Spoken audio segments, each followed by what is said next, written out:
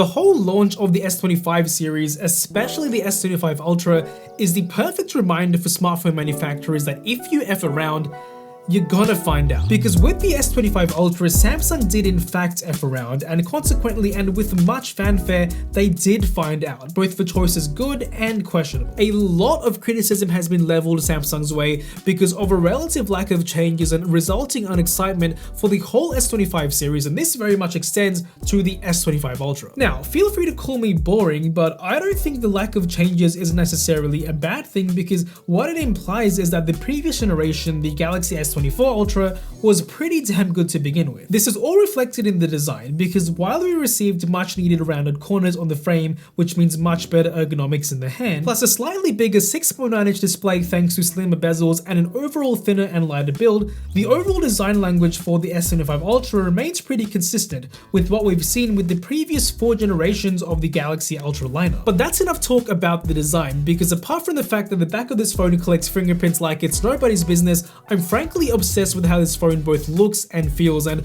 overall I generally think Samsung went in a positive direction for the exterior hardware on the S25 Ultra. This is true about the display as well, featuring Corning's new Gorilla Glass Armor 2 technology, with better durability and the absolute godsend of an anti-reflective coating, which for me makes the S25 Ultra's display one of the best on the market in terms of a practical usability standpoint. Now, in terms of the display hardware itself, Samsung seems to be lagging a little behind the rest of the competition. The 2600 nits of peak brightness is bright, but we're seeing brighter displays on smartphones costing much less.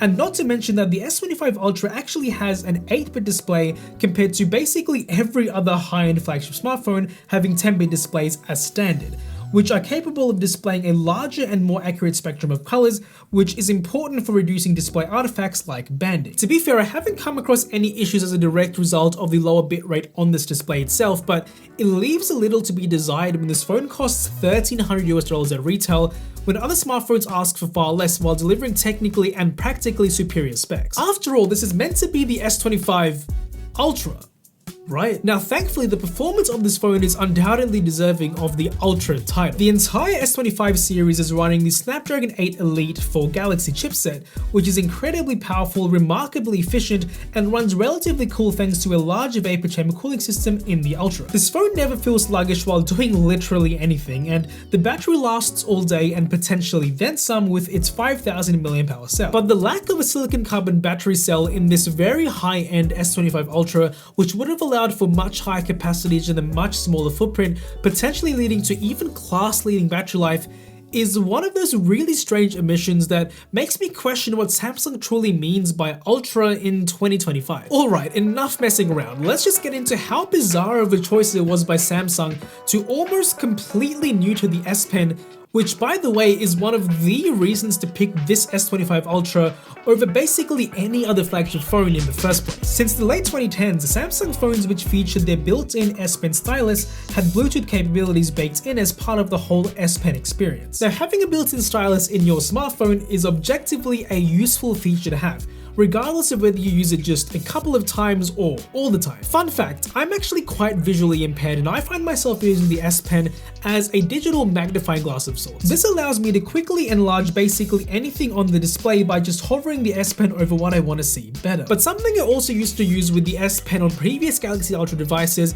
is the Bluetooth camera shutter by basically remotely triggering my camera shutter with the button on the S Pen, but I can no longer do that because the S Pen in the S25 no longer supports any Bluetooth functionality whatsoever. Now, according to Samsung, less than 1% of users actually used the Bluetooth functionality within the S Pen. Initially, when I heard Samsung say this in my pre-release briefing for these devices, I was like, alright, yeah, that seems kind of fair. They removed a feature that basically nobody used.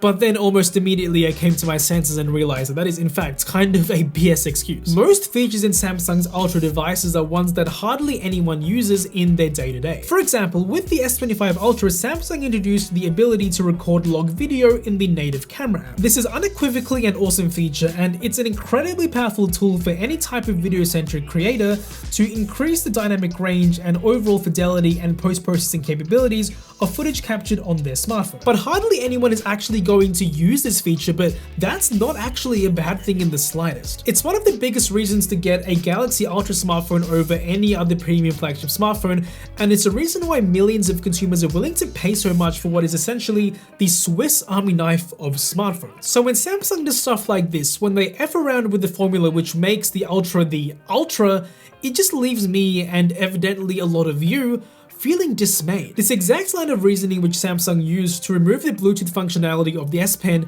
in that it wasn't used by enough people is the same reasoning they could potentially use in the future to remove the S Pen from the Ultra entirely. But I think what adds even more insult to injury is the fact that the inductive charging hardware that was necessary for the previous iterations of the S Pen to have its Bluetooth functionality is still present inside the Galaxy S25 Ultra, which means that Samsung didn't even make use of the space that it would have taken for them to include a Bluetooth-capable S Pen in the phone to begin with. Anyway, I think Samsung effed around and they found out, and hopefully they take on this criticism as a chance to reflect on how they position future Galaxy Ultra devices and hopefully return to form, in a manner of speaking. Now, before I talk about the software experience on this phone, I want to take a moment to discuss the whole camera experience, which on the surface hasn't really changed that much. Every single sensor and lens on this device, from the 200 megapixel main to the 10 megapixel 3x telephoto, 50 megapixel 5x periscope, and the 12 megapixel selfie shooter are the exact same, except for a brand new 50 megapixel ultra-wide camera. This new ultra-wide is really good, and it's a noticeable improvement over the previous 12.5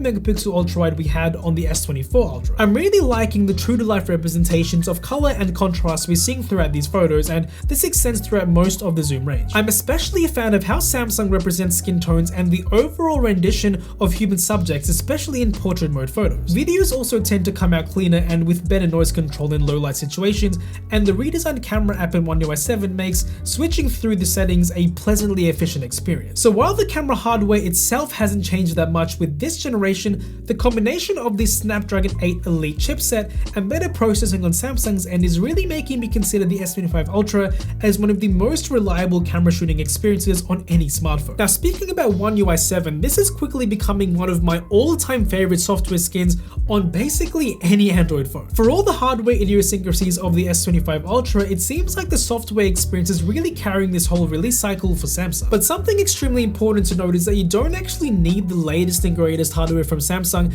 to enjoy most of the benefits of the latest software, because they're going to be coming to many of the previous generation Ultra devices as well, so make sure to keep that in mind. All that aside for a second, I'm really enjoying the overall stability and improved fluidity of the software, and the entire user interface just feels so damn clean without feeling too stripped down. What I really like about Samsung software is that you can make the experience as simple and bare bones or as intense and productively customizable as you want. The GoodLock suite of software customizations on Galaxy devices is an absolutely enthralling rabbit hole for me, because combined with Samsung's already impressive native customization features, GoodLock just takes things to an entirely new level. For example, this home screen setup is completely stock with no third-party launchers at all. This means I get the premium animations of the stock One UI 7 launcher while shooting everything perfectly to my own taste. In fact, the new version of the Home Up module even allows you to finally adjust every single aspect of the animation experience to make your phone feel distinctly yours from an interactivity standpoint. I've set mine to the dynamic preset, but you can fine-tune every part of this experience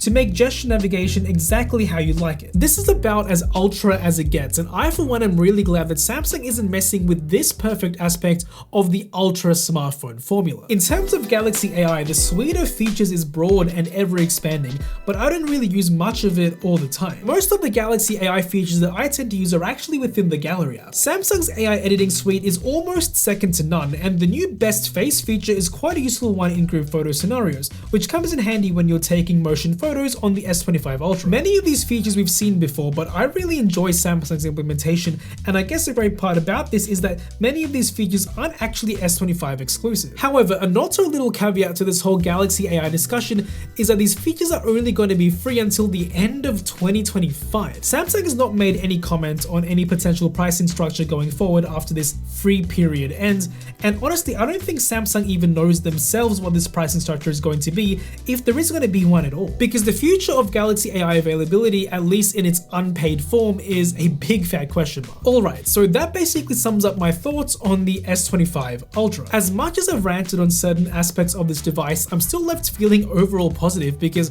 what Samsung has managed to deliver is a very compelling and cohesive smartphone experience. Now, if you're still rocking one of the last couple of generations of the Galaxy Ultra, you're probably not going to gain that much from upgrading to this generation. But if you're thinking of switching from another Android device or even switching from an iPhone, it's a pretty good time to make the jump. However, one thing to keep in mind is that the competition in the smartphone space is actually quite strong this year, and Samsung's pricing structure hasn't really moved downwards since last year. But the great thing about Samsung devices is that if you're willing to wait a couple of months, you could reap the rewards of hundreds of dollars in savings because these phones do tend to go on sale quite consistently as time goes on.